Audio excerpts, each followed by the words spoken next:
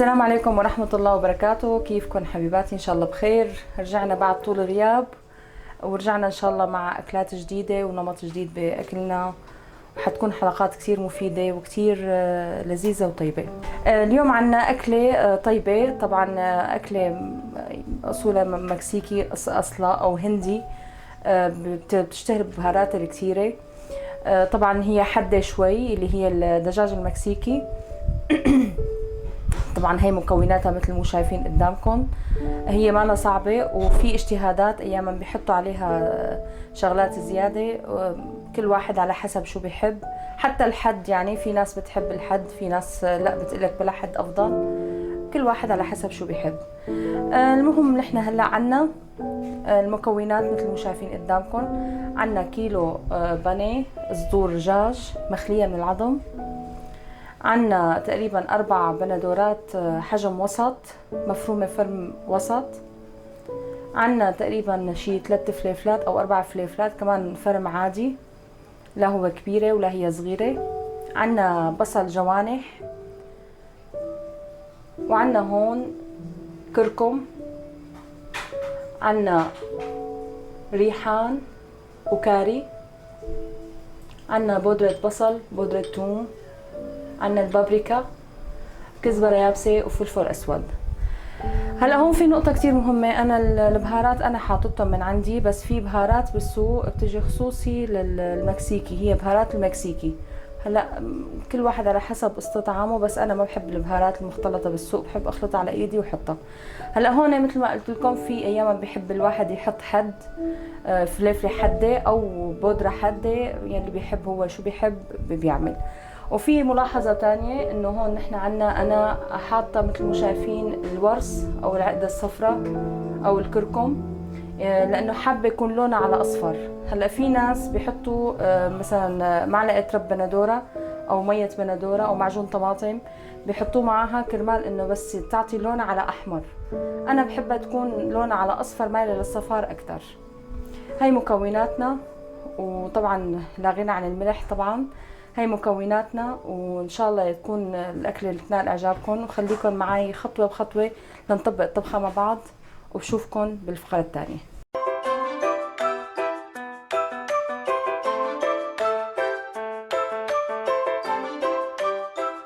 ورجعت لكم من جديد. هلا بقى بدنا نعمل طريقه التطبيق. نحن عنا هون بدنا نحط زيت ذرة او مثلا سمنه، ما بتفرق، او زبده اللي بدكم اياه، بس هو للاخف اللي هو زيت الذرة. عندنا هون البصل،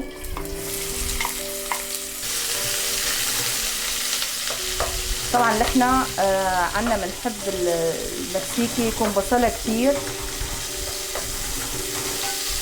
لذاذتها بالبصل تبعها.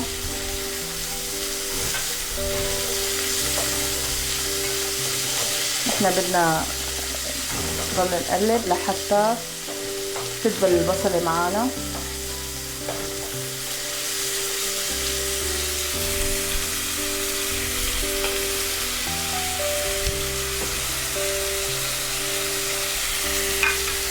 نساعدها لتدبل، نحط لها شوية ملح.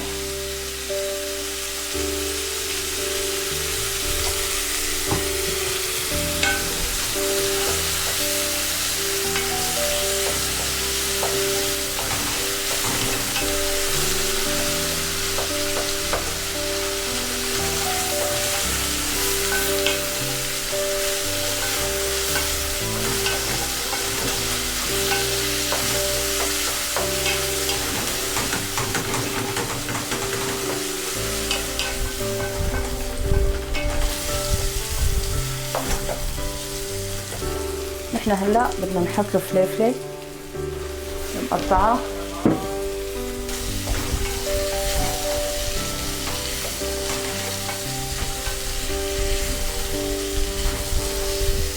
طبعا نحن بنحط البصل والفليفله اول شيء لحتى تعطينا تدبل.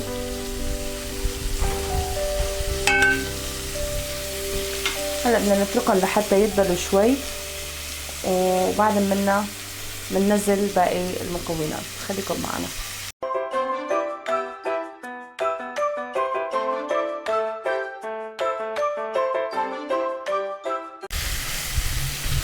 ورجعت لكم هلا بالخطوة بدنا ننزل البندورة.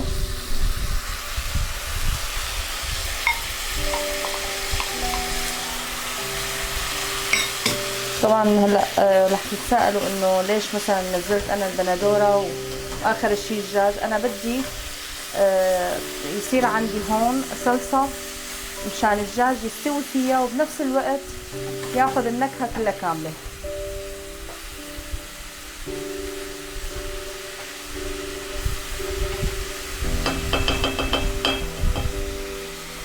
هلا هيك بدي استنى لحتى البندورة تتشرب ننزل العصارة تبعها لحتى ننزل بعد منها الدجاج. خليكم معنا. ورجعت لكم من جديد. هلا نحنا شايفين البندورة نزلت العصارة على البصل والفليفلة. هلا انا بدي اجي ادور الدجاج المقطع.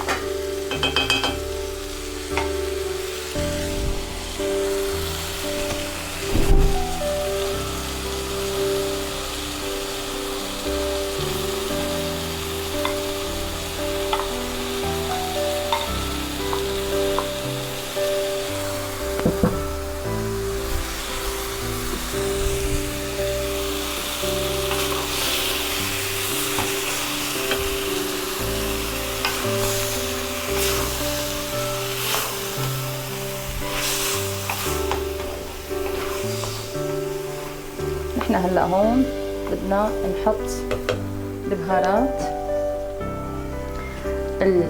بودرة البصل وبودرة الثوم،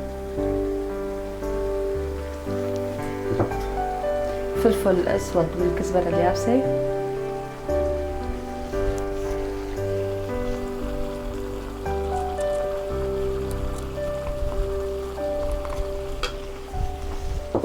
البابريكا،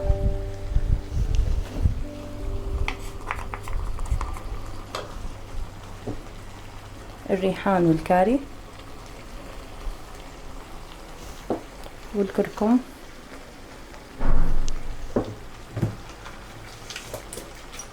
طبعا ما بدنا ننسى اهم عنصر بالطبخ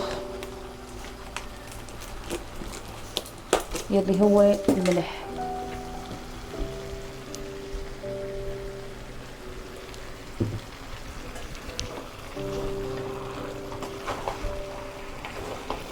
هلا انا هون لاحظت شوية حد، شوي شيء بسيط، ووقت واحد شو بيحب بيحط القدر اللي بده اياه.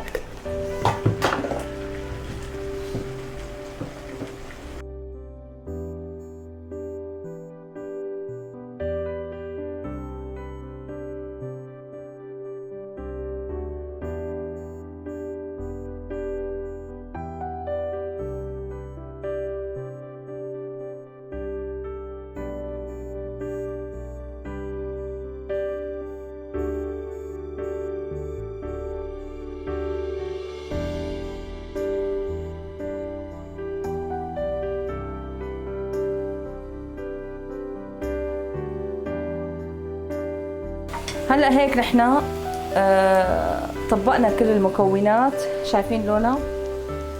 طبعا نحنا بنحسن نحط لها مثلا فلفل الوان، بنحسن نحط لها مثل ما قلت لكم هي اجتهادات، بنحسن نحط لها مثلا فطر، بنحسن نحط لها مثلا ذرة، شو بيحب الواحد يضيف لها، يعني بتطلع معها لذيذة وطيبة.